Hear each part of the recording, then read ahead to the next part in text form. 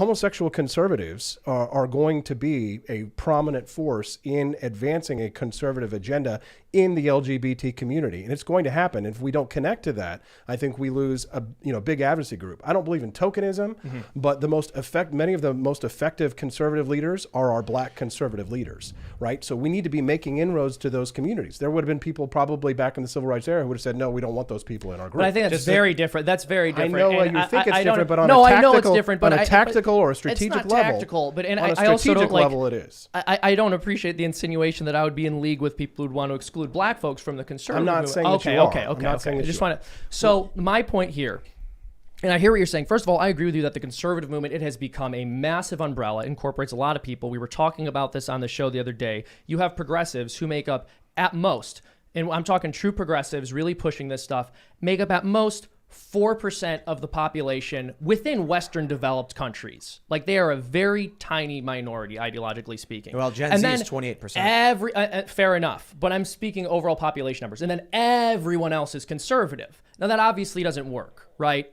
And so I think it makes sense to draw certain lines and say, well, like in our municipality or in our township, to us, conservative means we promote conservative values with respect to human sexuality. You got to be careful about moral extremism, especially, economy gets bad, people get desperate. 1928, 1929, Hitler comes to power. He's a moral extremist. He told you what was pure, what was good, what was right. So I think when it comes to gay people, being gay is fine, but being addicted to sex is not fine.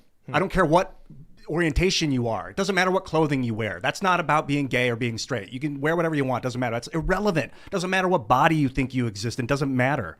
If you're gay, you're gay. That's it. Just don't be addicted to sex. That's where it starts to get dirty. But Seamus, can I ask you then, are you saying then that we should exclude in the conservative movement homosexual conservatives in order to not promote homosexuality? So I think we should not promote homosexuality. I would not say that like this person should not be able to speak on this particular issue. But I would say the conservative movement should not be saying like it is conservative to support gay marriage or homosexual behavior. Do you believe homosexuality is a choice and not an intrinsic value? I believe acting on homosexual desires is a choice. But that the desire itself is some kind of an intrinsic, like genetic part of that person's makeup? It may or may not be. Okay, but I mean, you leave open the possibility that it is. It's not a choice. Well, no, I leave open the possibility that the attraction is not something that the person chooses. You said genetic. I would push back on that. Well, I'm just asking. That's a complicated question. It's possible. There could be socially developed or genetic.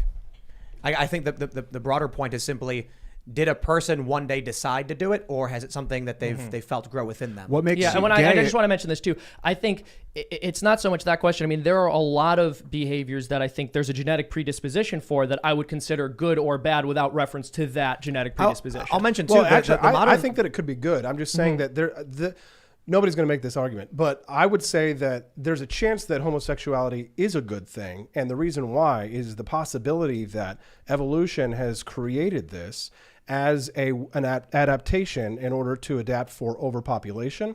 And the reason why there are so many homosexuals in large population centers is because it is possible that natural selection is creating a scenario where it's turning off homosexual relationships in order to account for overpopulation in a given area. That just seems like bad. Well, I mean,